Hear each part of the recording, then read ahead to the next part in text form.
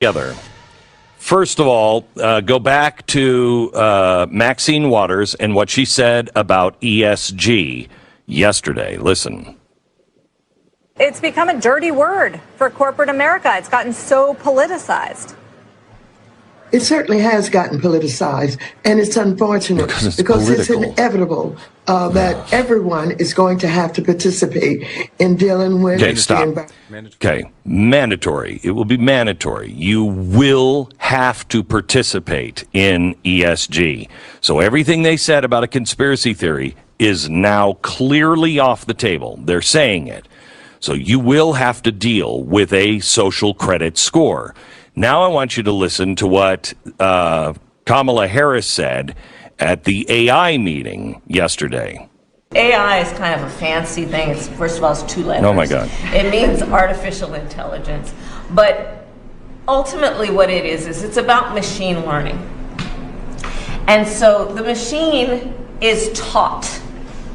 And part of the issue here is what information is going into the machine that will then determine, and we can predict then, if we think about what information is going in. Okay, stop. What she's saying here is that we're going to teach AI about ESG. We're going to talk to the computer and teach the algorithms to look for equity, to look for social justice, to look for environmental wrongs, to look at governance. Now remember, Maxine Waters just said this is inevitable. Everyone will be forced. You'll have to deal with it. Now they're talking about AI, making that an all-seeing, all-knowing policeman. So now what is the punishment? Let me bring you to central bank digital currency.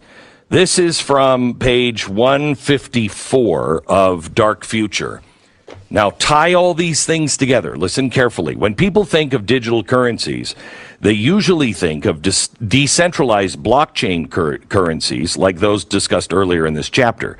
But a U.S. central bank digital currency would likely be completely different, especially if it's developed under the Biden administration or another leftist White House. Why? Because they're going to teach it.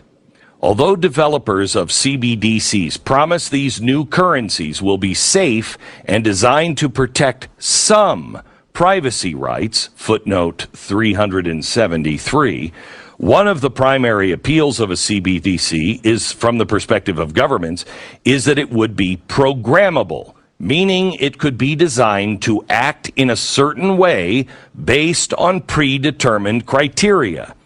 So tie this in. You're going to have an ESG score.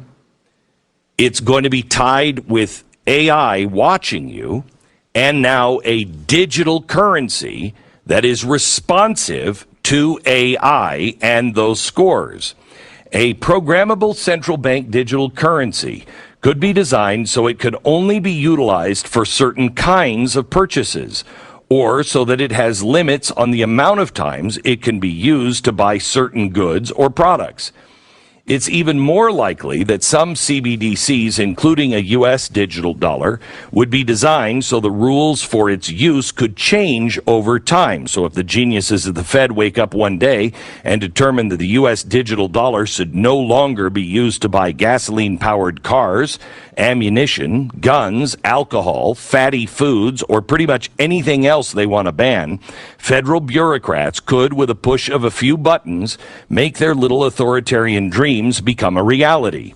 Depending on how the law is written governing CBDC, it is possible, and I would argue likely, that a ditch Europe and North America and the Fed and other central banks, not a democratically elected legislature, are likely going to be in charge of how those digital dollars are used. That's how the Federal Reserve and some other central banks act today with very little oversight. A programmable digital CBDC could also easily be tracked, taken away, or have their supply greatly expanded, and on short notice. Think how effortless it would be for the Fed to provide a shiny new stimulus plan in an era of the digital dollar. Just make a phone call